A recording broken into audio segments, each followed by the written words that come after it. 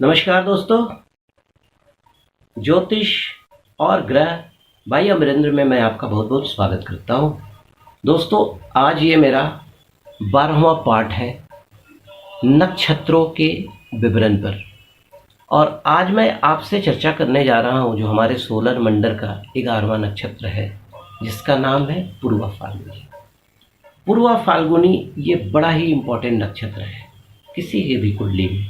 ऐसा नहीं कि पूर्वा फाल्गुनी नक्षत्र में जिनका जन्म हुआ उसी के लिए स्पेसिफिक है। जो दूसरे लोग हैं उनकी कुंडली में भी बहुत सारे ऐसे ग्रह हो सकते हैं जो पूर्वा फाल्गुनी नक्षत्र के होंगे। तो देखिए, ये पूर्वा फाल्गुनी नक्षत्र जो होता है किसी की जन्मपत्री में जिनका जन्म पूर्वा फाल्गुनी नक्षत्र में हुआ है, ये उनकी जन्मपत्री में 13 डिग्री 20 मिनट से लेकर 26 डिग्री 40 मिनट तक ये जगह छेड़ता है। ठीक है। पूर्वा फाल्गुनी नक्षत्र का जो राशि मतलब राशि जो हो गया शुक्र हो गया।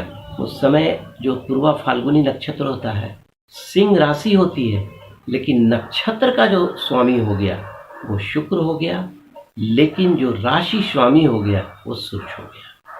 तो यहाँ पर देखिए दोस्तों, सूर्य और शुक्र का मेल हो गया।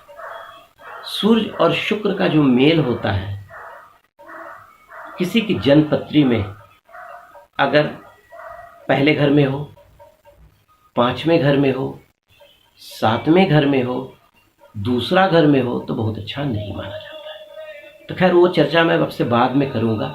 सबसे पहले यही चर्चा करता हूँ कि अगर किसी का जन्म पूर्वा फाल्गुनी नक्षत्र में हुआ है तो क्या होगा और क्या प्रभाव होगा उनकी ज़िंदगी पर। देखिए, पूर्वा फाल्गुनी नक्षत्र में जिनका जन्म होता है तो पूर्वा फाल्गुनी नक्षत्र का जो रिप्रेजेंटेशन होता है वो हार्ट पे होता है, और एक होता है मेरु रज्जु, वहाँ पे होता है। ठीक है। अब आइए, अगर आपका जन्म पूर्वा फाल्गुनी नक्षत्र में हुआ है तो किस तरह की परेशानियाँ रोग वगैरह से आपको हो सकती है अगर आपके कुंडली में और भी कुछ होस्टाइल प्लैनेट्स हैं या कुछ सिचुएशंस ऐसे हैं। देखिए, सबसे पहले आपको संतान की तरफ से प्रॉब्लम आ सकता है क्योंकि सूर्य और शुक्र का यहाँ पर मेल हो गया। ठीक है। उसके बाद अगर आपकी कुंडली में और भी कुछ दोष है तो देयर में भी चांसेस ऑफ एबॉर्शन।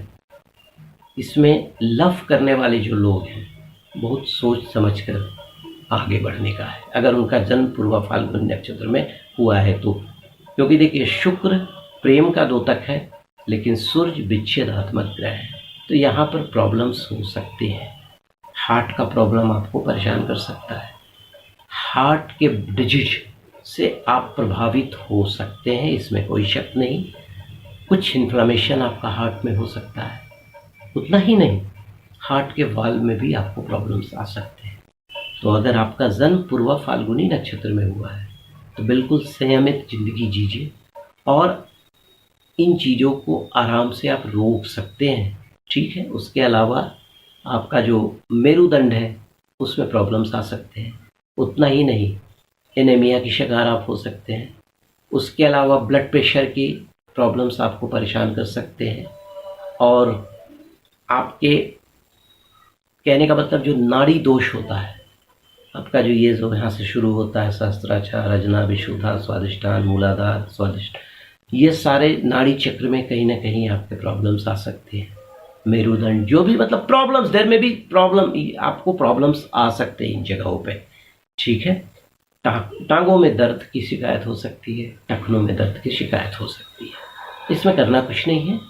इन चीज़ों को मैंने बताया, आपको प्रॉपर प्रिकॉशन लेना है।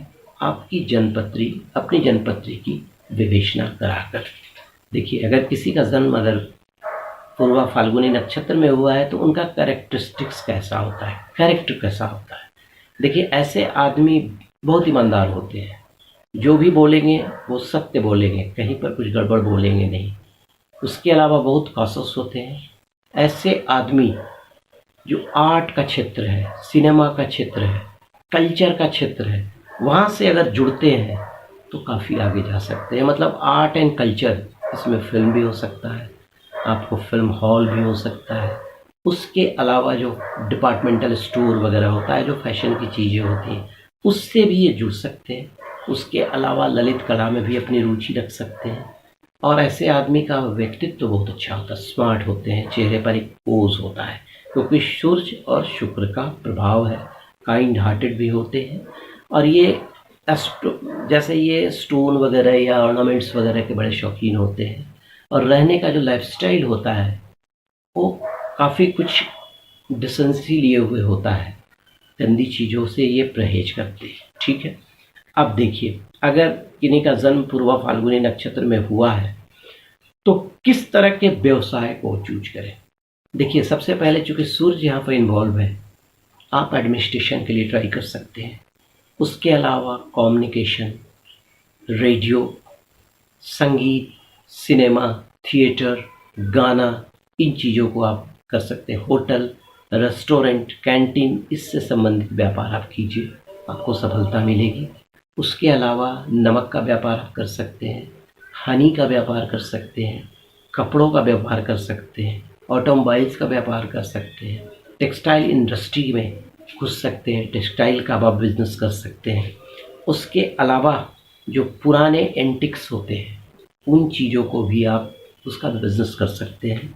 खेलकूद में डायरेक्टर हो गया, या खेलकूद से जुड़ सकते हैं आप, खेलकूद का जो क्षेत्र होता है।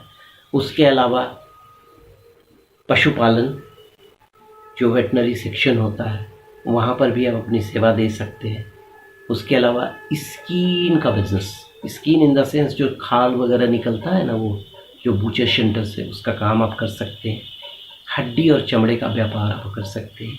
ठीक है, उतना ही नहीं, अगर आप मेडिकल की पढ़ाई कर रहे हैं और अगर आपका जन्म पूर्वा फाल्गुनी नक्षत्र में हुआ है तो आप जो एक होता है ना सेक्सोलॉजिस्ट, उसके स्पेशलिस्ट आप हो सकते हैं। ठीक है, शिक्षक अच्छे हो सकते हैं, शिक्षाविद हो सकते हैं, स्पेक का बिजनेस कर सकते हैं, जो चश्मा होता है, चश्मा का व्यापार आप कर सकते हैं।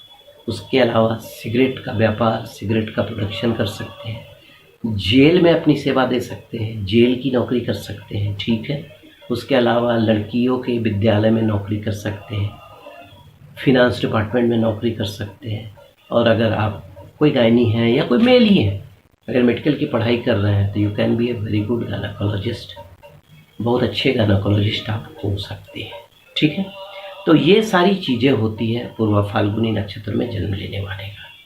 और यहाँ पर एक ही चीज़ आप ध्यान रखिए कि आपका जो ये नक्षत्र है ना, सूर्य और शुक्र से प्रभावित है।